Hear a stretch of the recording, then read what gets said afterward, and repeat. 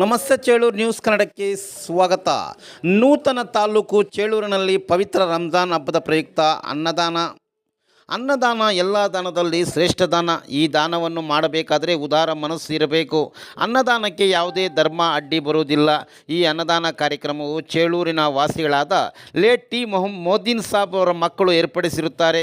ಈ ಕಾರ್ಯಕ್ರಮಕ್ಕೆ ಚೇಳೂರು ವೃತ್ತ ನಿರೀಕ್ಷರಾದ ಜನಾರ್ದನ್ ರವರು ಮತ್ತು PSI ಹರೀಶ್ ರವರು ಆಗಮಿಸಿ ಅನ್ನದಾನ ಕಾರ್ಯಕ್ರಮದ ಬಗ್ಗೆ ಮೆಚ್ಚುಗೆ ವ್ಯಕ್ತಪಡಿಸಿ ಶುಭ ಹಾರೈಸಿದರು. ಅನ್ನದಾನ ಕಾರ್ಯಕ್ರಮದಲ್ಲಿ ಬಿರಿಯಾನಿ ಪೊಟ್ಟಣ, ನೀರಿನ ಬಾಟಲ್ ವಿತರಣೆ ಮಾಡಿದರು.